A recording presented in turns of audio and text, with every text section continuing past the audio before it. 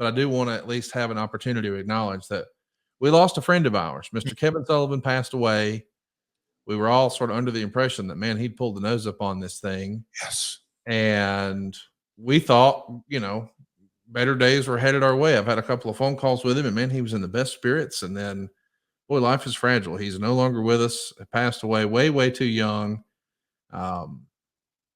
I know he lived a full life, and I know he got all the life. He squeezed all out he could, boy. But the influence he had, I just don't think has really been reconciled or recognized. Like, I don't think, as the kids these days say, I don't think he got his flowers. So I wanted to give you just a minute, because I know you spent some time working with Kevin Sullivan in your day and got to know him as a professional and as an individual, and wanted to give you a few minutes to just share your thoughts. Oh, man. The last in-depth conversation, I don't even know if you know this, Conrad. The last in-depth conversation I had with Kevin Sullivan was about the Ric Flair last match. That entire process. I'll say not just the match, but the show, the build up to it, the press conference. I told him some things that obviously he had no idea about. That originally we're going to do it at the Expo Center, and just all that.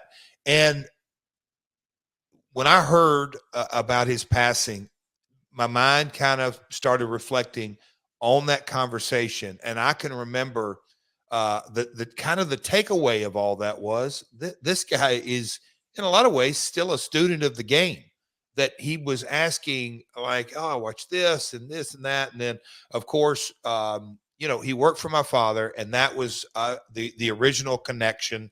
On a lot of our conversations, they both had a lot of respect for each other. My dad was real bullish in the when I went to WCW the first time on the Flair. He thought they were the Flair storyline, the Four Horsemen storyline, and he was we had some conversation about that. But then in the last I don't know, when me and Dad would go to lunch on those once a month for the last couple of years before he passed, and when we kind of got into the reminiscing of different things, we had a couple of conversations. That's where he called them wrestling minds. That's how, and I guess I do too. Like the wrestling mind is, for lack of a better word, big picture. Not really just focusing on just the match, or even a promo. It's like, how is this going to go into the big picture of the entire show, and pulling back 30,000 feet and 50,000 feet. And, the guys in that generation, which I believe they're, if not one, two generations, between me and them, is that they were so bottom line driven, which I'm grateful that I got to be around that and listen to that, and them thinking through, because the business was fundamentally different. And Kevin and me had different conversations about that, and we talked about Ric Flair's last match. He was like, you guys were motivated that when you made the decision, okay, we're going to sell even more tickets, not, from the Expo Center to Municipal Auditorium, and sell the most buys. And we talked about it. He said, that had to have been fun. I said, me and Conrad and a bunch of others, we had an absolute blast. Rick was motivated, and so many other were motivated. But, guys like that, and I think about Kevin in the Shark Tank, if you will, of WCW, how he survived and thrived in spite of a corporate structure with talent that had the ability to not just say no, but no, I don't want to do it, but no, we're going to do it this way. And he still thrived. So, and I shared that with him a couple of times. I don't know how you did it, but just a ton of respect. And you're right. A guy like Kevin,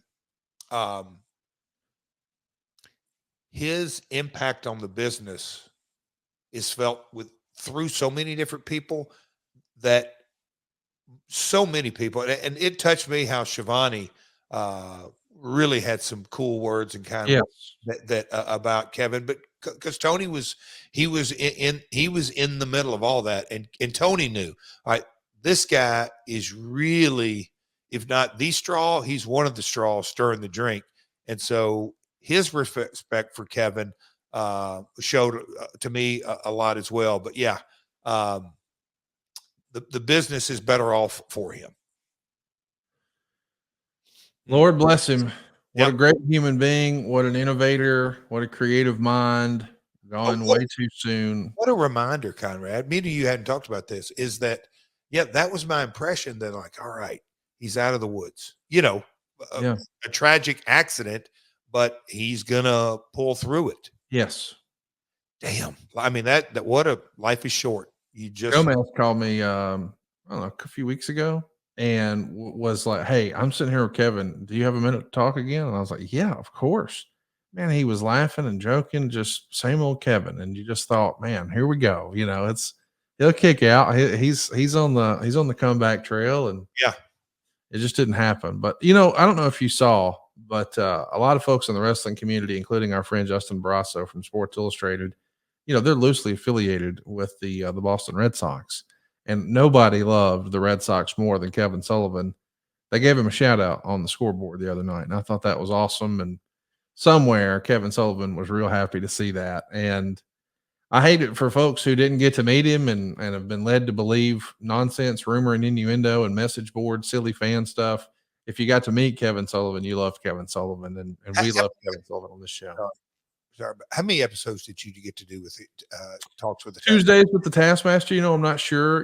Originally when we first started it, he was doing it with Paulie Bromwell, but then I tagged in, and we've had Kevin at a bunch of StarCasts, and of course last year at Top Guy Weekend. I mean, Kevin's been to the house a few times. Like, his wife made this beautiful piece of art that still hangs in our house. That's got driftwood they collected and stones they collected from the ocean. Just awesome stuff. He gifted me a Patriots jersey, like a game worn jersey from just the coolest, nicest sports fan, wrestling fan, just like all of us. Just couldn't get enough of it and couldn't wait to talk about it a little more. Those are obviously even more special now. You know? Absolutely. Well, shout out to Kevin Sullivan. We'll keep you abreast when we get some more information about how we can celebrate and support his family. SaveWithConrad.com. My name is Doug Gustafson, and we are from Columbus, Ohio. First learned of Conrad through his podcast network. I'm a big 83 Weeks fan. Probably got into a little bit more credit card debt than what we wanted to during the course of the pandemic. We wanted to get rid of some of that. My wife and I had luckily bought the house many years ago and had quite a bit of equity built up in it. We are looking to actually redo our bathroom, things around the house that we wanted to do with the other equity that we have left over.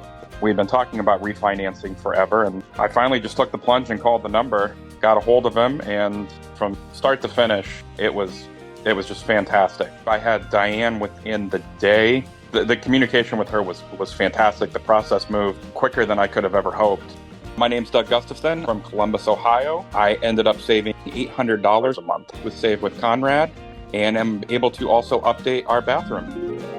NMLS number 2129, Equal Housing Lender. SaveWithConrad.com.